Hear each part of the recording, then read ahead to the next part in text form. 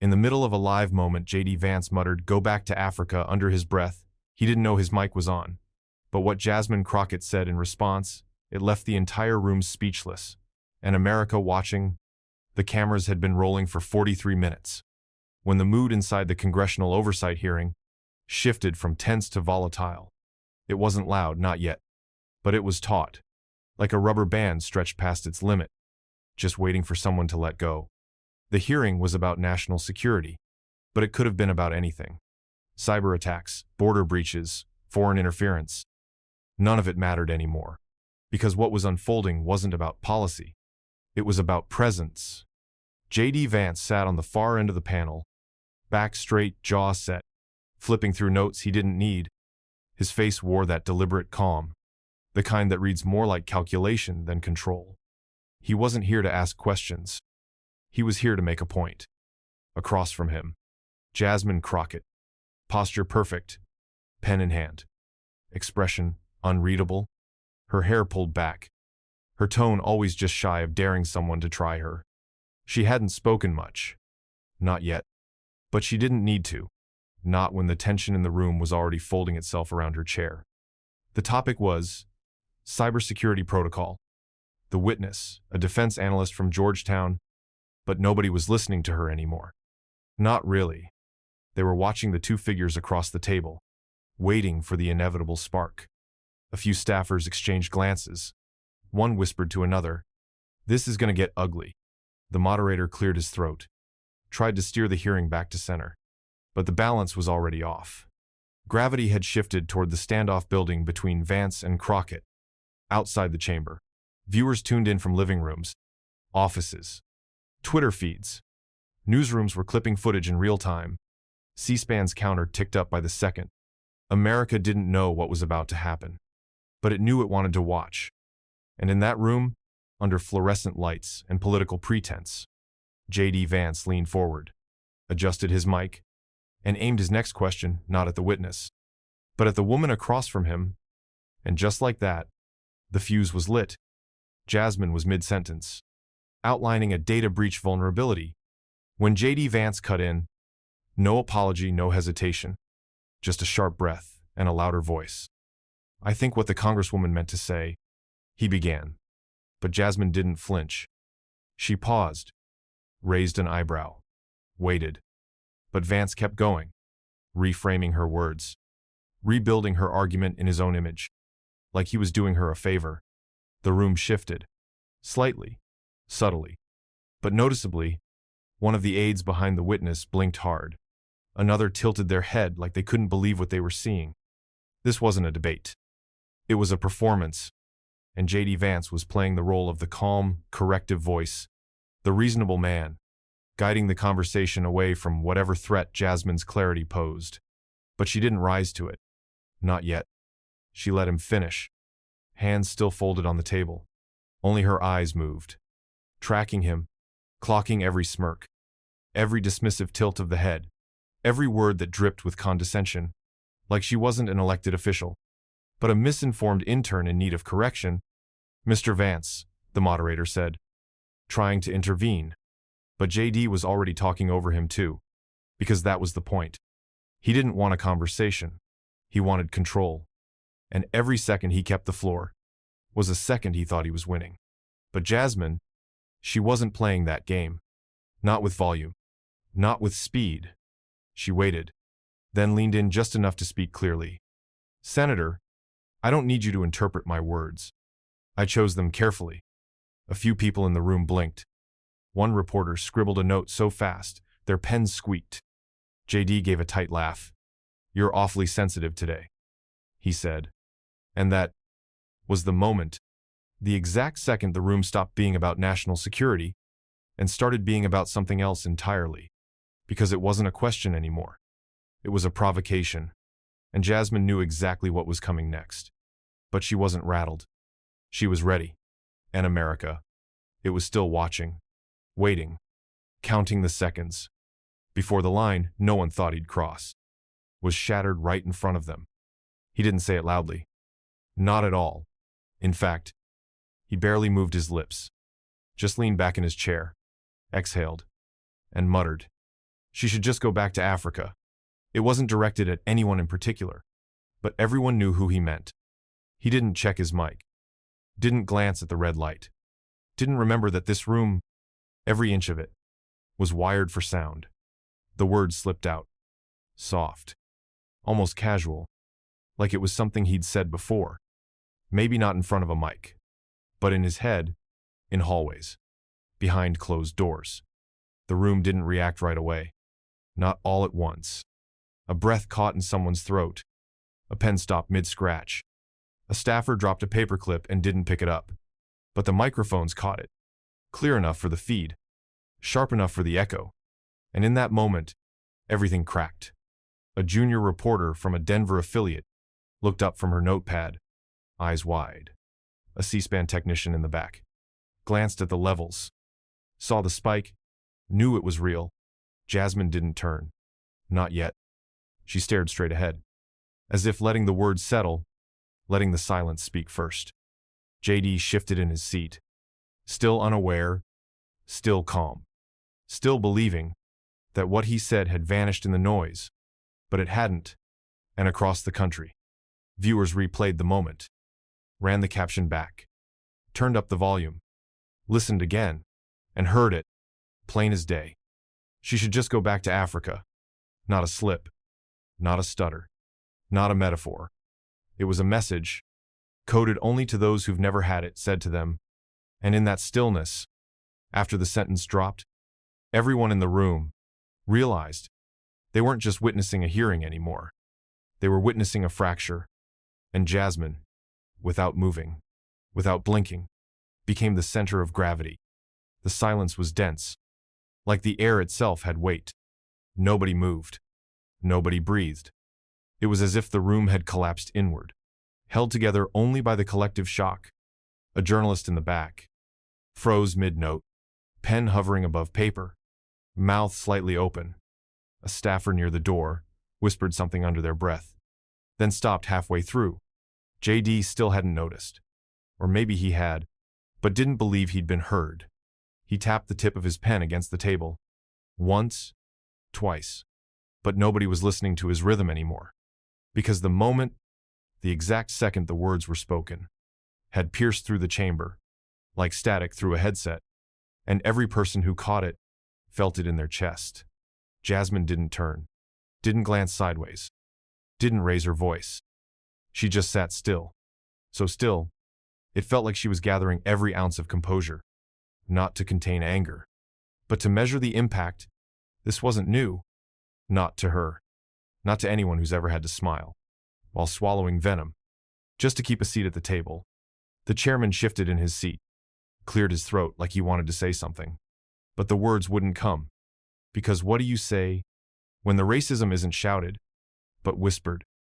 With a mic on, one of the court reporters blinked twice and kept typing, like they couldn't trust their ears, only their fingers.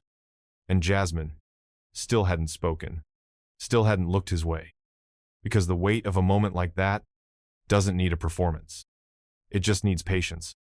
And in that frozen space, where the walls felt tighter and the air heavier, everyone was watching her. Not for outrage, not for spectacle, but for something harder to define: clarity. And what Jasmine did next wouldn't be loud, it wouldn't be rehearsed, but it would be remembered, because sometimes the most devastating response starts with silence, and silence was exactly where she began. She could have raised her voice, could have slammed her folder shut, stood up, let the heat take over, and watched the room burn. But she didn't. She sat still, like stone in a river, unmoved by the current. And then, slowly, purposefully, she straightened her back. Her eyes found him, not with fury, but with something quieter, sharper: recognition. JD Vance shifted, just enough to notice he'd been noticed. His smirk was gone, his confidence fading at the edges. Jasmine didn't flinch. She didn't blink. She just said it. "I heard that, Senator." No gasp. No exhale. Just the words dropping, like a stone into water. Then came the second line. Measured, clear, delivered, like it had been waiting its turn. And so did America. The room broke, not into sound, but into awareness. A staffer looked up from their phone. A reporter scribbled the quote like it was scripture. The moderator froze, caught between protocol and history. JD opened his mouth, but nothing came out, because there was no place to hide. Inside a sentence that true, Jasmine turned back to her notes, as if the moment hadn't just split the floor beneath them, as if calling it out wasn't the most graceful blow ever thrown. In congressional memory and across the country, people watching live paused, mid-scroll, mid-sip, mid-doubt, because what they'd just seen wasn't a meltdown, wasn't a takedown, wasn't even a reaction. It was a line in the sand, drawn not with anger, but with authority, and Jasmine hadn't moved an inch to do it. The clip hit Twitter in 6 minutes. By 8, it had a caption. By 10, it had a name. Crockett claps back. 17 seconds. No edits. No dramatic music. Just Jasmine Crockett. Straight-backed. Voice. Like glass. Saying what the room couldn't. I heard that, Senator. And so did America. Someone clipped it from the C-SPAN feed, zoomed it in, added subtitles in yellow, uploaded it with the words, "This is how you hold power without raising your voice."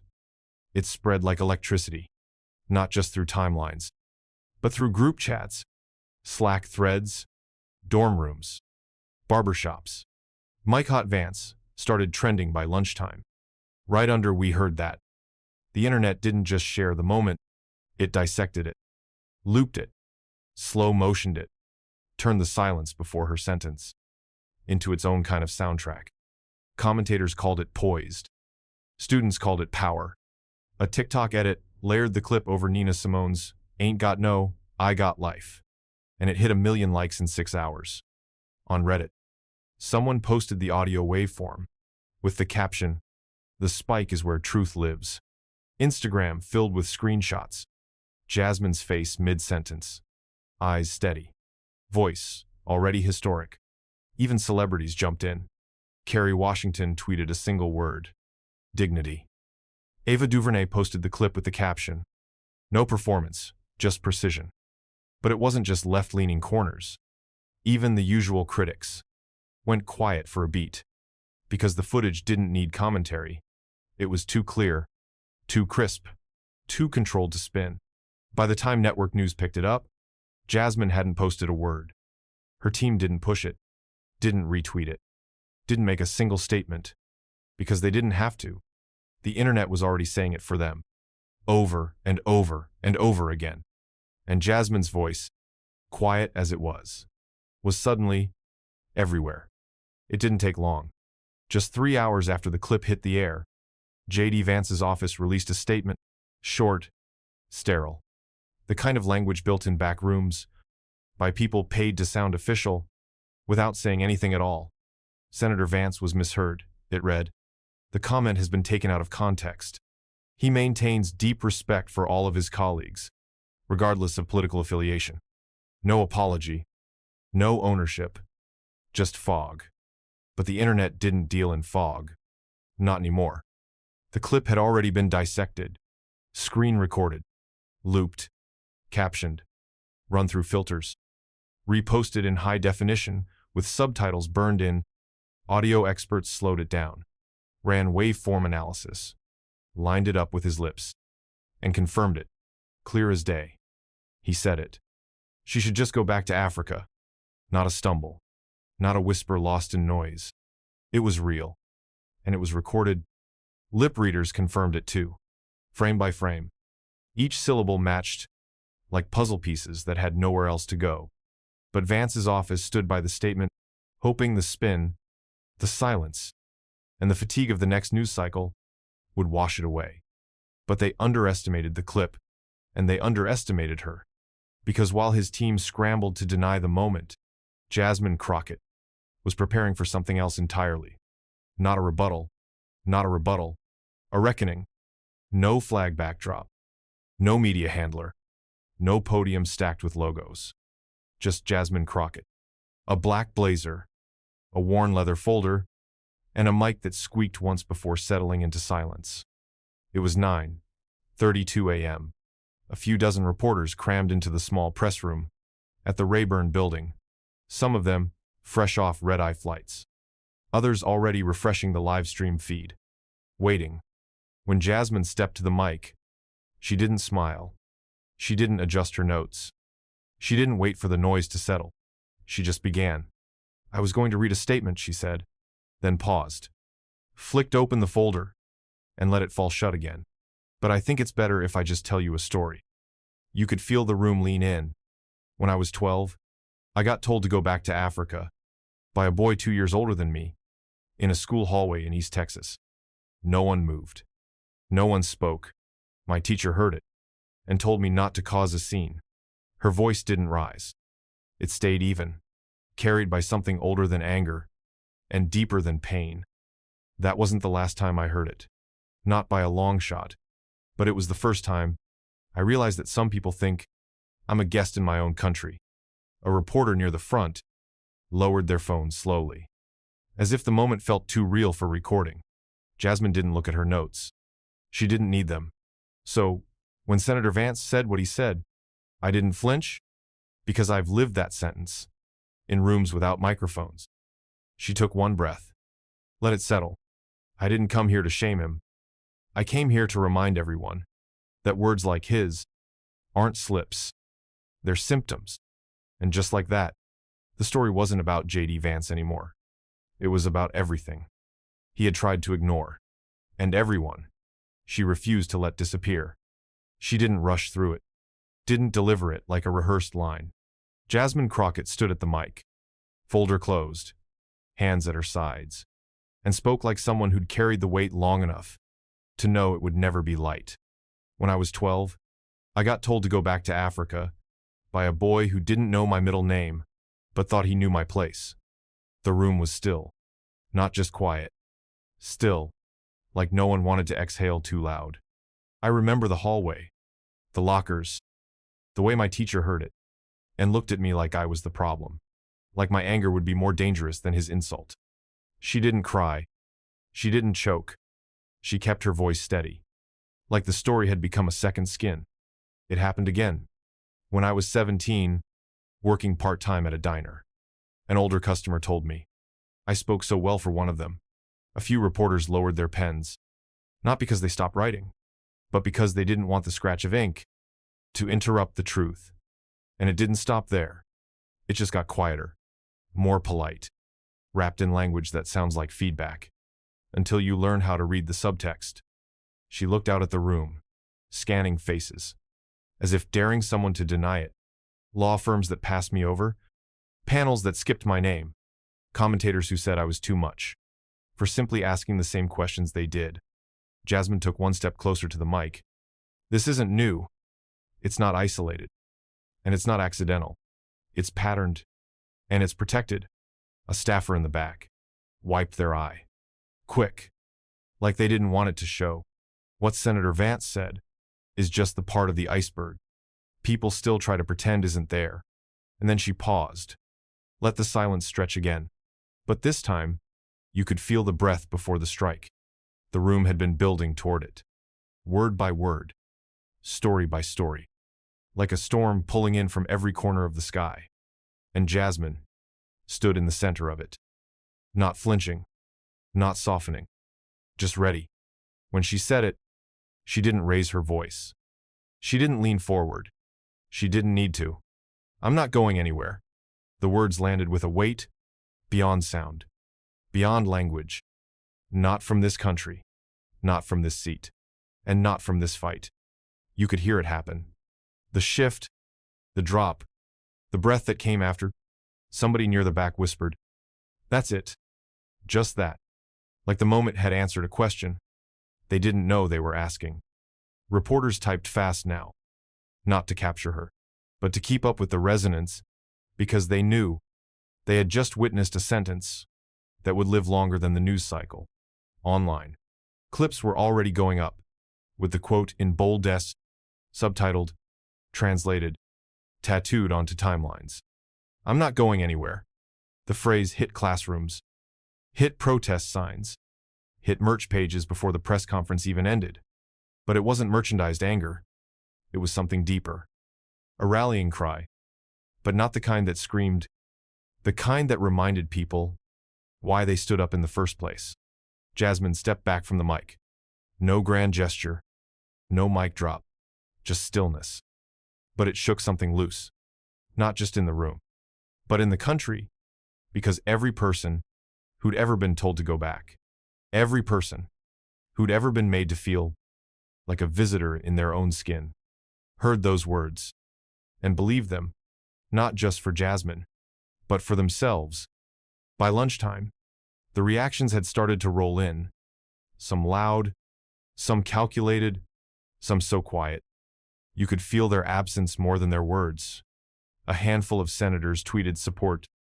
Short posts, tight statements. Words like courage and grace, floating just above the surface, but not too far into the current. Cory Booker reposted the clip with a simple caption, "We see you, we hear you." AOC shared it too.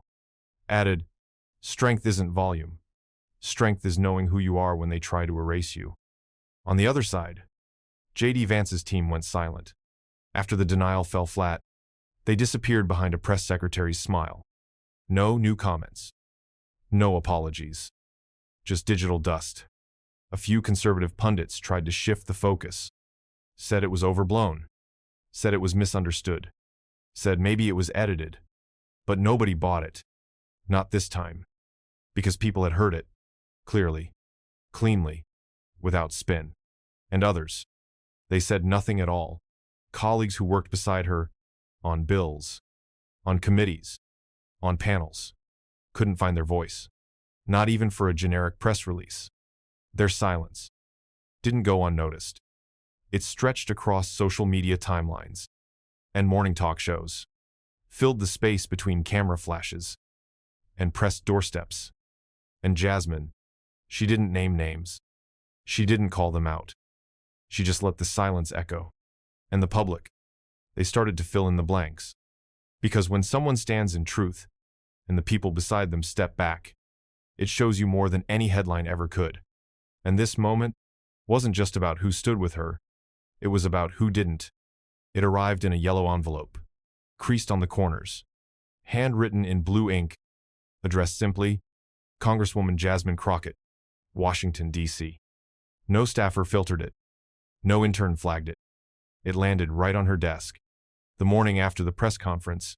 Inside, a single sheet of lined paper, wide-ruled, slightly smudged, with one sentence near the top, written in careful, rounded handwriting. "When you didn't yell, I felt strong too." The letter was from a girl named Aaliyah, age 10, 5th grade, Detroit, Michigan. She'd seen the clip in her classroom. Her teacher showed it.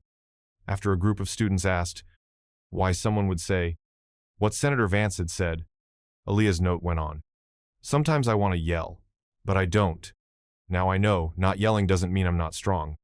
Jasmine read it once, then again, then took a photo and posted it without comment.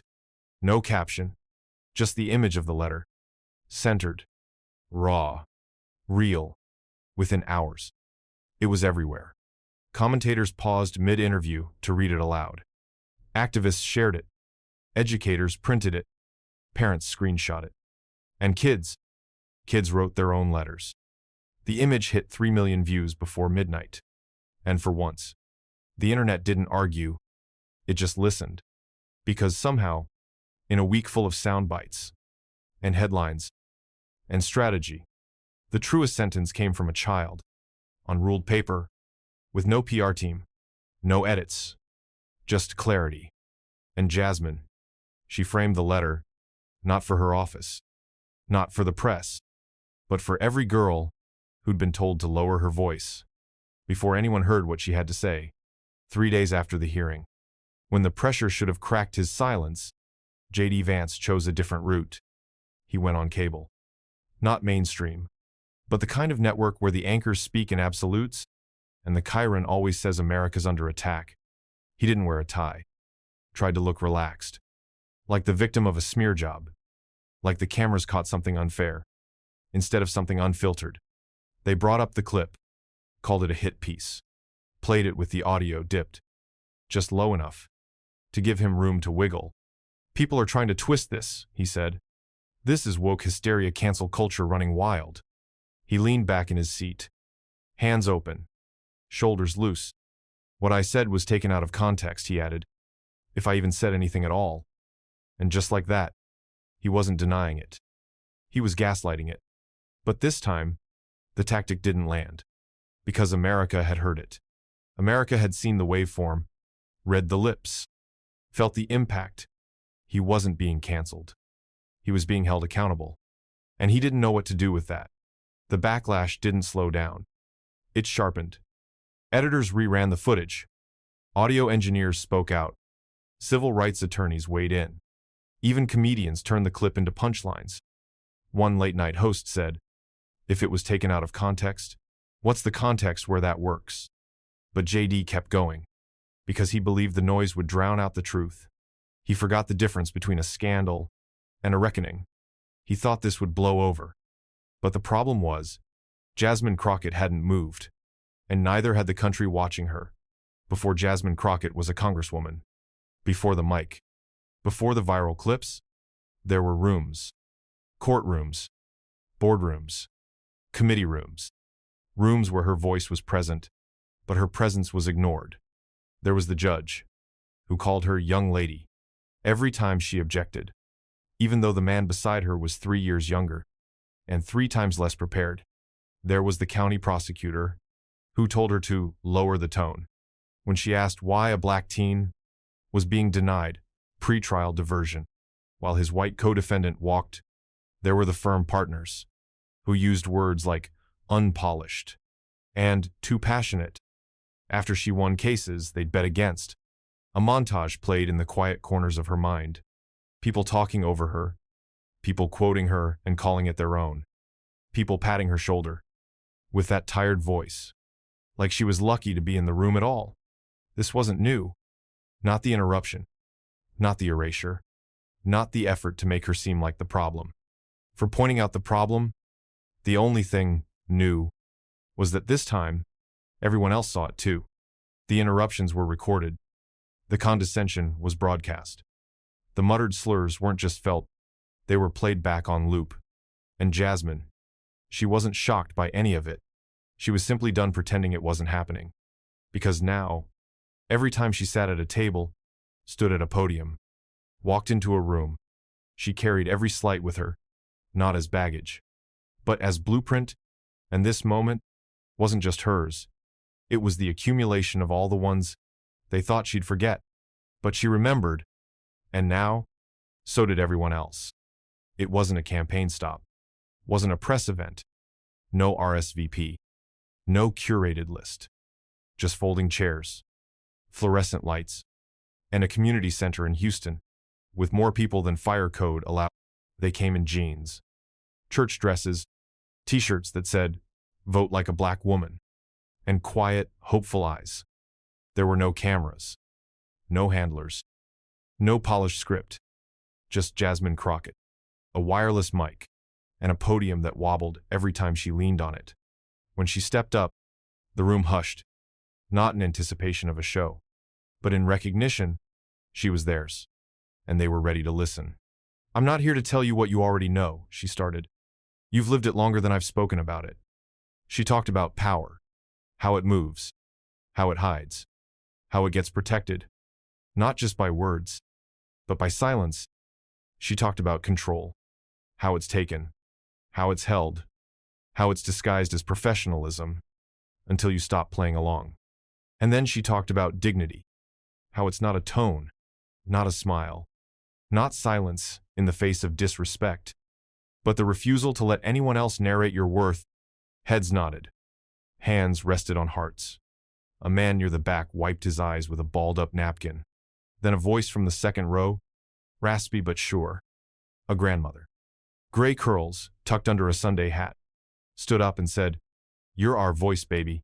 We've been waiting for someone who doesn't shake when the room gets loud." And you didn't shake. Jasmine closed her eyes for just a second, then nodded. That's because I wasn't speaking for just me, she said. I was speaking for everyone. Whoever walked into a room and felt like they had to shrink to be allowed to stay. The room erupted, not in applause, but in understanding, and after that night, she didn't belong to just politics anymore. She belonged to people. It started as whispers, text messages, closed-door check-ins, Republican women, some long-serving, some newly elected, reaching out, quietly. Off the record, they'd say, "But what happened to you?" I felt versions of it too. They didn't always agree with Jasmine. On policy, on tone, on strategy. But on this, on being spoken over, being labeled, being mocked for holding ground. They knew exactly what it felt like. One representative, a former prosecutor from Ohio, told a colleague, "They don't call us angry, but they do call us unlikable. It's the same thing in heels." Another admitted she'd been told to smile more. In the middle of a foreign affairs briefing, but the real shift came when one of them broke ranks, not behind a closed door, but in front of a microphone. Congresswoman Rachel Monroe, Arkansas, Republican, white, mother of 3, stood outside the Capitol and said, what happened wasn't just disrespect, it was strategy. She paused. The press leaned in, coded language, mic-level slurs. They're not accidents. They're tools, used to discredit, before someone ever finishes their sentence. And in that moment, lines blurred. Not on everything, not on tax reform or education funding, but on truth, because some things are bigger than party. And for once, the wound was visible, and the women, even from different sides, were done pretending it didn't cut the same. It came from an encrypted inbox, unsigned, unlabeled, just a subject line. You were right. Attached. A PDF. And a thread of emails. Time-stamped. Internally routed. From inside J.D. Vance's office. A former aide. Early 30s. No longer employed. But still carrying what they'd seen. The memo was marked draft only. But its language was deliberate, brutal in its calculation. A section titled, Engagement Strategy for High-Emotion Opponents. Another, Disruption Through Tone Framing. It outlined how to provoke, without being overt, how to push women of color in particular, into emotional territory, then pivot and frame their response. As volatility, highlighted text. If they interrupt, say they're yelling. If they stay calm, call it rehearsed. Either way, they lose. Names were listed. Crockett, Bowman, Lee, and a few others. Code words were used, but the meaning wasn't coded at all. A separate email thread showed staffers reviewing talking points, with notes like, trigger-worthy phrasing, and, bait her early clip will do numbers. When it hit the press, it detonated. First on Reddit, then Politico, then the Sunday shows. Jasmine's accusation wasn't just moral anymore. It was documented, verifiable, time-stamped, and sent from within the machine. For the first time, even the skeptics got quiet, because strategy is harder to deny when it's written down, and the line, she should go back to Africa, was no longer a slip. It was the visible tip of something designed, something tested, something deployed, and Jasmine. She didn't say I told you so.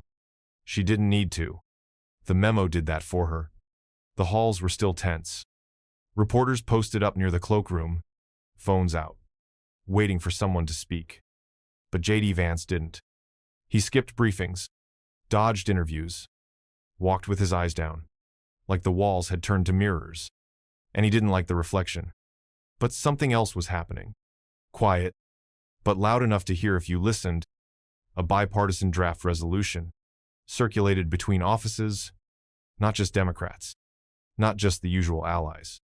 Moderate Republicans, even some skeptics, had seen the memo, had read the words, and couldn't justify staying out of it. The resolution was simple, but sharp.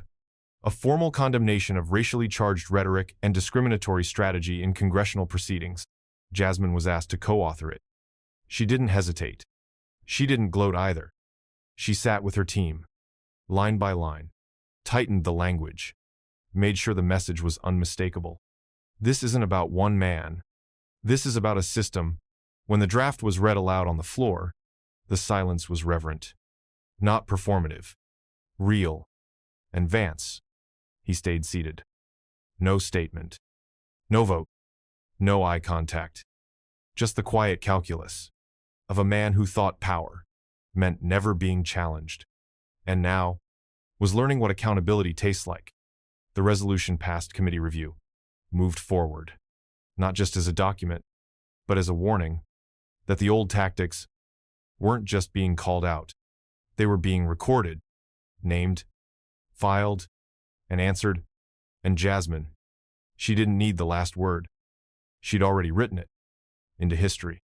The room was colder than usual, not in temperature, but in tone. Senators sat in rows, straight-backed, stone-faced, notebooks open, but few taking notes. The press gallery above was full, every lens trained on one spot. One podium, one name. Crockett, Jasmine. She stood where it happened. The same spot, same mic, same red recording light. Except this time, she was the one they'd come to hear. No introduction, no fanfare, just footsteps across the floor, and the sound of the chamber settling into itself. Jasmine didn't look nervous. She looked anchored, grounded in something, older than the wood beneath her feet, older than the chamber itself.